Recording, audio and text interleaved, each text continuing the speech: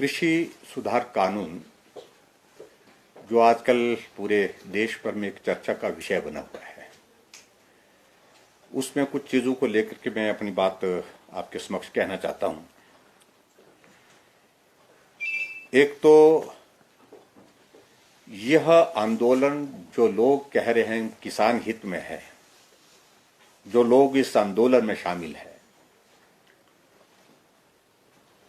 मैं इससे विपरीत समझता हूं कि ये आंदोलन किसान हित के लिए नहीं है, ये किसानों का आंदोलन नहीं है, ये एक विशुद्ध राजनीतिक आंदोलन है। यशस्वी प्रधानमंत्री नरेंद्र भाई मोदी जी के खिलाफ, एनडीए की गवर्नमेंट के खिलाफ। ऐसे एक नहीं अनेक वाक्य ऐसे हुए, ऐसे दौर हुए जब देश भर में जो राजनीतिक पार्टियां हैं जो विपक्ष में हैं, कांग्रेस के अलावा दूसरी कम्युनिस्ट हैं, चाहे वो दूसरे और दल हैं, उनके सामने एक बहुत बड़ी चुनौती है नरेंद्र भाई मोदी। हम कैसे रोकें, कैसे हम एनडीए की सरकार को कटघरे में खड़ा करें, उस दृष्टि से एक नहीं अनेक प्रयास आज से पहले भी हुए और एक प्रयास जो है ये नया प्रयास इन दिनों में करने की कोशिश है। जितने भी दल इस आंदोलन को समर्थन कर रहे हैं, हालांकि जो जितने में इसमें जो किसान से संबंधित जो भी संगठन हैं, उन सभी संगठनों ने एक बात कही थी कि हम किसी भी राजनीतिक दल को या राजनीतिक नेता के साथ मंच साझा नहीं करेंगे। लेकिन जो राजनीतिक दल है उनको यह लग रहा है कि हमारे पास राजनीतिक जमीन रही नहीं और ये एकमात्र एक इस वक्त हमारे पास एक अवसर है, इस अवसर का हमको लाभ लेना चाहिए।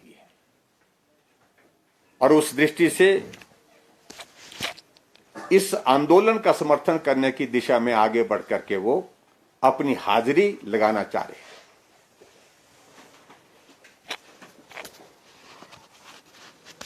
मैं एक बात को लेकर के बड़ा स्पष्ट कहना चाह रहा हूं। जब यूपीए की गवर्नमेंट थी, मनमोहन सिंह जी प्रधानमंत्री थे, उस वक्त भी यूपीए की गवर्नमेंट और मनमोहन सिंह जी और राहुल गांधी जी और उनके साथ समर्थन करने वाले अन्य दल भी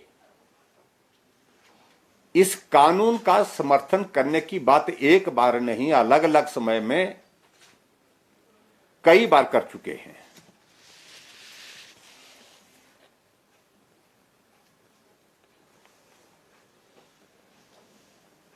मैं उन सारी चीजों को आपके समक्ष यहां रखना चाहूंगा।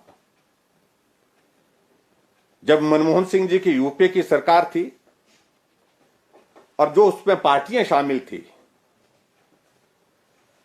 राष्ट्रवादी कांग्रेस पार्टी, डीएमके, राष्ट्रीय Janata Dal, Samajwadi party, Bahujan Samajwadi party, left के दोनों और उसके साथ टीएमसी, कई राजनीतिक दल थे और उस दौरान इन सभी पार्टियों के लोगों ने इस किसान बिल को लेकर के अपना समर्थन दिया था। यूपीए की गवर्नमेंट का जिक्र कर रहा हूं मैं। और आज ये सब पार्टियां कांग्रेस के साथ मिल करके उसका विरोध कर रही है। इससे बड़ी हास्यास्पद स्थिति और इससे बड़ी विचित्र परिस्थिति जो है हो नहीं सकती है। और आज जो ये पार्टियां जब विश्वास खो चुकी हैं, रीजनल पार्टीज थी वो अपनी जगह वहां पर समाप्त हो गई, कांग्रेस पार्टी पूरे देश भर में समाप्त हो गई और ऐसी सूरत में किसान के कंधे पर बंदूक रख करके ये प्रयास कर रही है कि हम इसमें से कुछ ना कुछ जो है लाभ निकालने की कोशिश करें।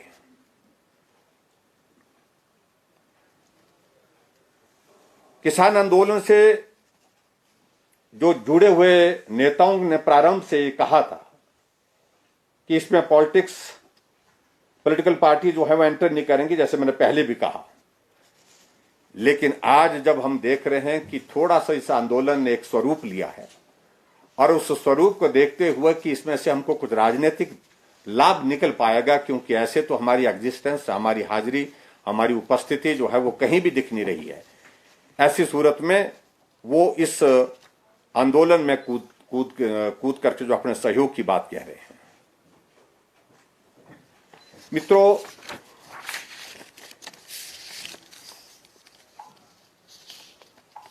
जो कांग्रेस पार्टी आज इस बहुत ज्यादा इस आंदोलन को लेकर के अपने समर्थन की बात कह रही है, उसी कांग्रेस पार्टी ने 2019 के अपने घोषणा पत्र में जो है वो ये बात उन्हें मुख्य रूप से कही थी,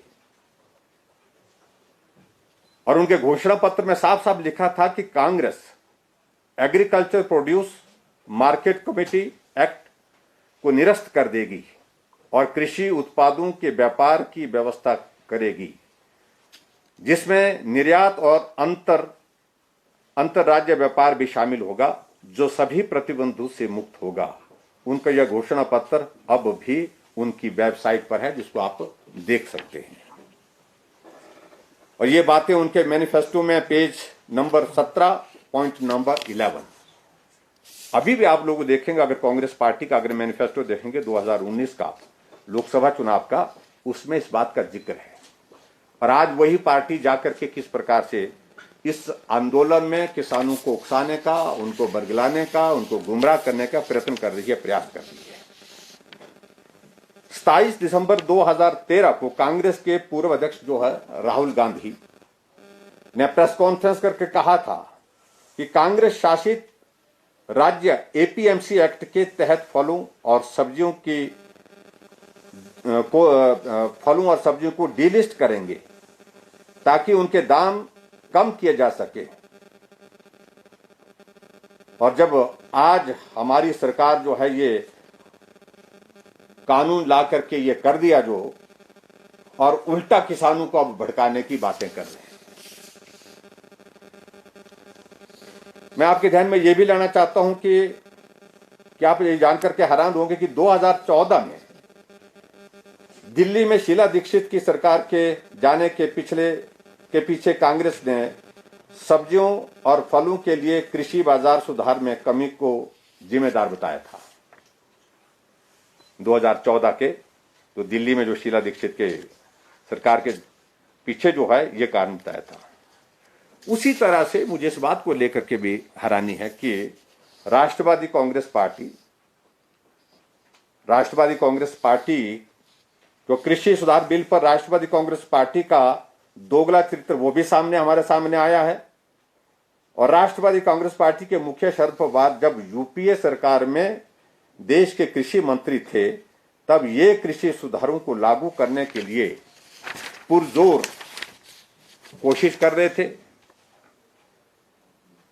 और आज पूरा जो है, जो उन्होंने उस वक्त कहा, जो उन्होंने आग्रह की, जो अपने बातें कही, उन सारी से जो है यू टर्न लेकर के जो है वो केंद्र सरकार को, आदरणीय मोदी जी को नसीहत देने की बात कर रहे हैं।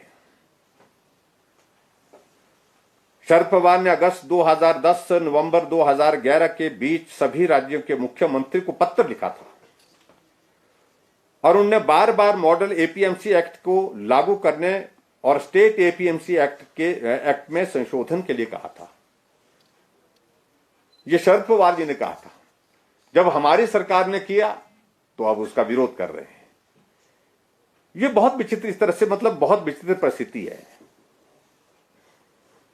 अगस्त 2010 में लिखी चिट्ठी में शरद पवार ने इस बात पर जोर दिया था कि भारत के ग्रामीण इलाकों में कृषि क्षेत्रों के संपूर्ण विकास, रोजगार और आर्थिक प्रगति के लिए बेहतर मार्केट की जरूरत है, और इस जरूरत को मॉडल एपीएमसी एक्ट पूरा करता है। मित्रों, मैं ये भी आपको बताना चाहता हूं कि मई 2012 में तत्कालीन कृषि मंत्री शरद पवार का राज्यसभा में एक औपचारिक जवाब भी दर्ज हुआ, और इसमें उन्होंने खुलकर एग्रीकल्चर मार्केटिंग रिफॉर्म्स का समर्थन किया था और उन्होंने कहा था कि कुछ सिफारिशें पहले ही स्वीकार की जा चुकी हैं, जैसे एग्रीकल्चर प्रोक्योरमेंट के उदारीकरण का प्रस्ताव। हमने सभी राज्यों को सहकारिता मंत्रियों से एपीएमसी एक्ट को में संशोधन करने का अनुरोध किया है और यहां तक कि उस वक्त यह कहा था उनने कि अगर जो राज्य हैं जिनको हम ये इस प्रकार से इस कानून को लागू करने के लिए कह रहे हैं, संशोधन करने के लिए कह रहे हैं, अगर वो अपने अपने राज्यों में लागू नहीं करते हैं तो उस सूरत में उनको आर्थिक मदद केंद्र से जो है देने में हमारी जो है हमारी व्यवस्था होगी, कठिनाई होगी, हम उनको मदद नहीं कर पाएंगे।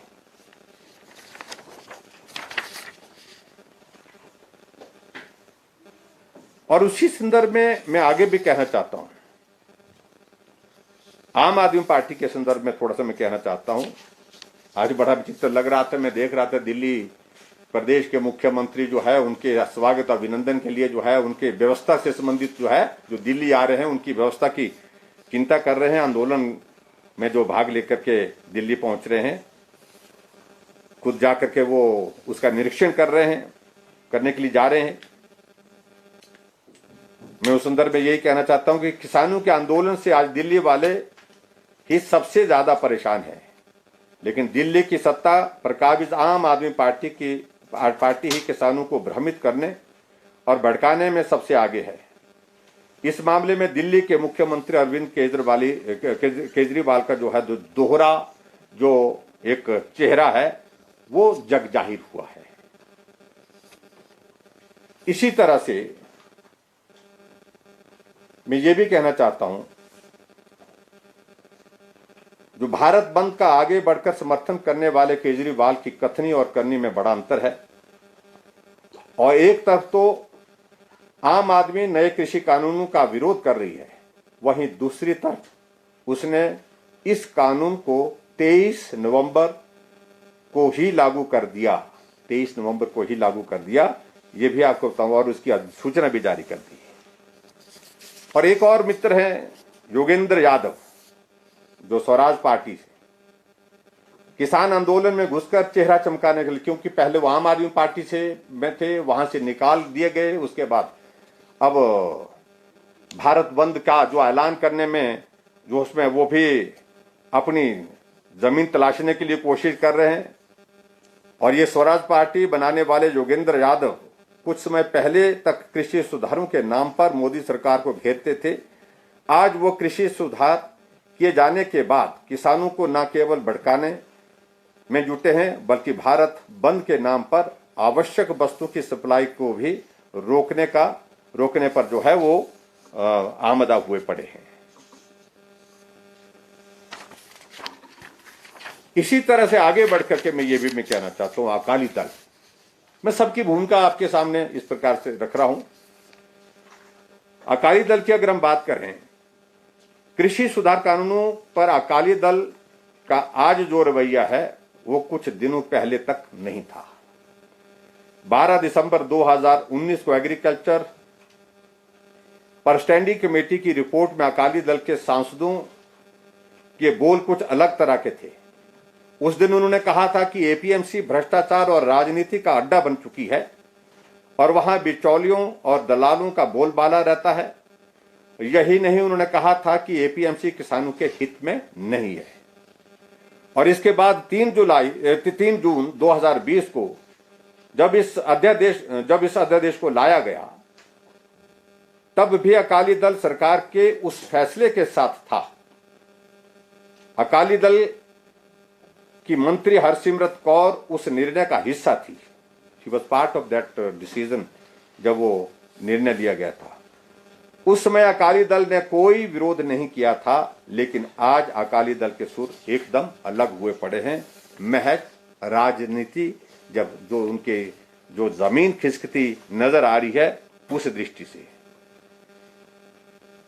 इससे आगे बढ़कर के मैं थोड़ा समाजवादी पार्टी के बारे में भी कहना चाहता हूं।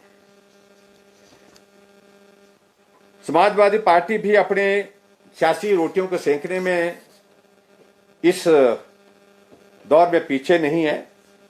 वो भी उस पर बढ़ चढ़ करके भाग ले रही है।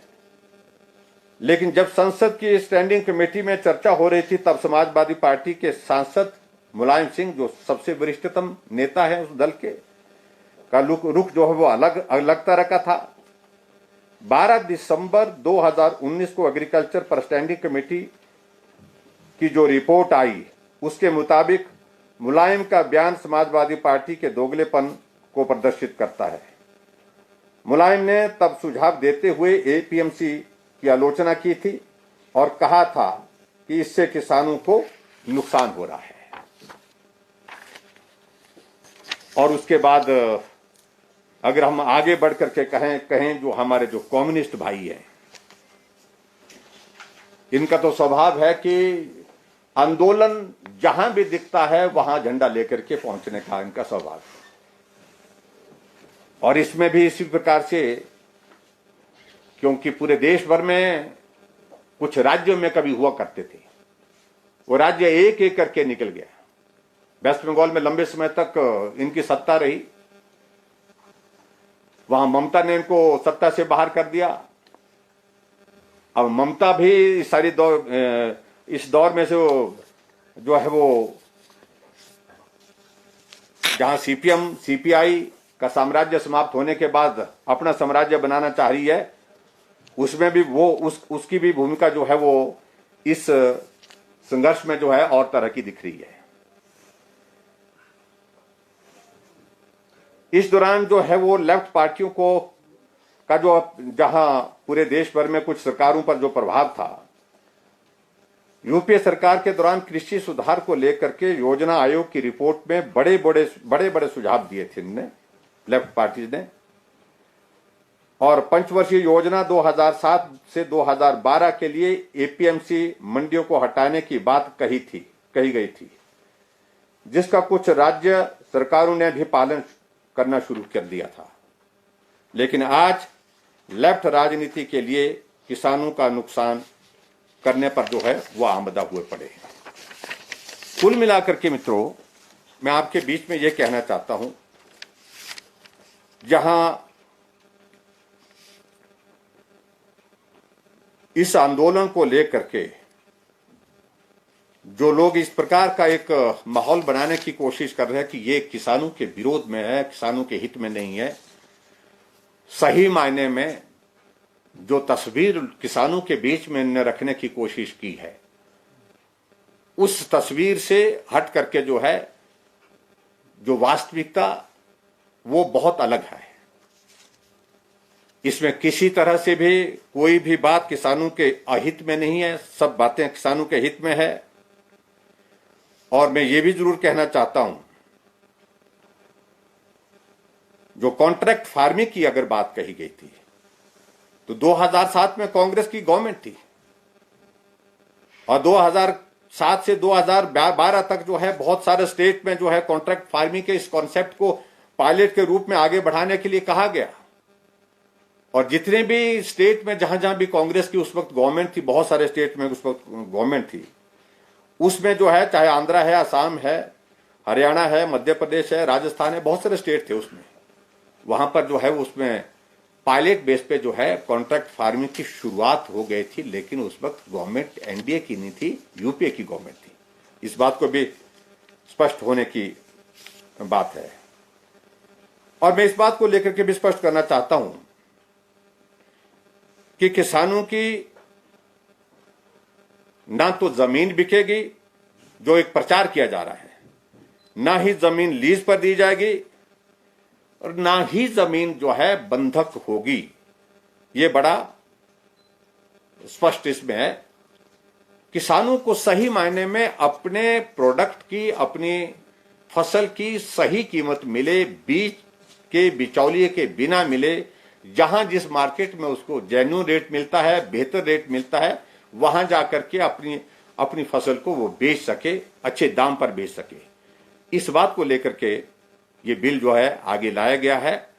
और बहुत विचित्र परिस्थिति है कि इन सारी बातों को जहां जिस रूप में लोगों के सामने रखने के लिए सब लोगों को जो किसान की हित की बातें थी प्रयत्न करना चाहिए था, अनावश्यक रूप से राजनीतिक मकसद के साथ, राजनीतिक लक्ष्य के साथ इस आंदोलन को आगे बढ़ाया गया है।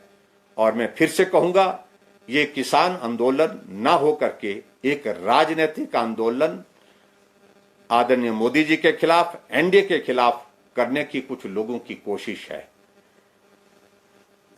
क्योंकि एक अवसर उनको ऐसा लगता है कि एक बहुत बड़े वर्ग को प्रभावित करके जो है, उनको जो है इस आंदोलन का हिस्सा हम बना सकते हैं और वो एक बहुत बड़ी जो है उनकी उसमें बहुत बड़ी सफलता हासिल होगी। मैं इस बात को भी बड़ा स्पष्ट करना को इसी प्रकार से प्रयत्न किया गया था शाहीन बाग में भी, जहां बहुत सारे दल चोरी छुपे पीछे से कुछ सामने आकर के एकमात्र एक लक्ष्य के साथ कि भाई केंद्र सरकार को, मोदी जी के नेतृत्व को चुनौती देनी है, लेकिन नहीं हो पाया। और मैं इस बात को लेकर के भी बड़ा हैरान था कि जिस प्रकार से किसानों के लिए काजू की व्यवस्था, जो सारी चीजों को लेकर के वो किशमिश की व्यवस्था की जा रही है उनके लिए, तो किसान किस प्रकार का होता है, उनका जीवन किस प्रकार का होता है, और इसके पीछे जो लोग इस आंदोलन को बल देने की कोशिश कर रहे हैं, इसको फाइनेंस करने की कोशिश कर रहे हैं, उसको राजनीतिक मकसद से कर रहे हैं, और जो कभी भी पूर्ण नहीं होगा। भाई हाल में बिहार का चुनाव इसका एक बहुत बड़ा प्रतीक है। बिहार में सब दल एक तरफ, महागठबंधन जिसका नाम दिया गया था, लेकिन उसके बावजूद उसमें यही तय किया गया था कि अगर मोदी जी को रोकना है, एनडीए को रोकना है, बीजेपी को रोकना है, तो सबको इकट्ठा होना पड़ेगा। सब इकट्ठा हुए, परिणाम फिर एनडीए की सरकार बिहार में भी बनी। इसलिए मित्रों, ये बहुत दुर्भाग्यपूर्ण परिस्थिति है। आदरणीय मोदी जी के मन में किसानों के लिए, बागवानों के लिए बहुत बड़ा सम्मान है, और इसलिए उन्होंने हमेशा इस बात को कहा है कि देश की आबादी का 80% हिस्सा जो गांव में रहता है वो किसान है, बागवान है, और उनकी आर्थिकी को मजबूत किए बिना, उनको ताकत दिए बिना देश समृद्ध नहीं हो सकता। इसलिए उन्होंने एक लक्ष्य के साथ बात कही थी कि हम चाहते हैं कि 2022 तक किसानों की आय को दुगना करने के लिए हमको प्रयत्न करना है, और उस काम में हम लगे हैं। तो मैं आपके बीच में यही कहना चाहता हूं कि ये बहुत दुर्भाग्य है कि राजनीतिक मकसद के साथ इस किसान आंदोलन को एक रूप दिया जा रहा है, स्वरूप दिया जा रहा है, जिसमें लक्ष्य इनका है कि मोदी जी के खिलाफ, केंद्र सरकार के खिलाफ एक माहौल खड़ा किया जाए। मैं समझता हूं कि उसमें आज से पहले जितने भी उदाहरण हैं, सफलता नहीं मिली है उसमें, और इसमें भी वो सफल नहीं होंगे। मेरा आप सबके माध्यम से अपील भी है सभी प्रदेशवासियों से, कल का जो बंद है, ये बंद जो है किसान के हितों के मुद्दे को लेकर के नहीं है, सिर्फ राजनीतिक मकसद की दृष्टि से है। तो इसलिए बंद का हिस्सा हम ना बने, ये भी मुझे साथ में अपील करनी है। आपने आज अधिकारियों के साथ बैठक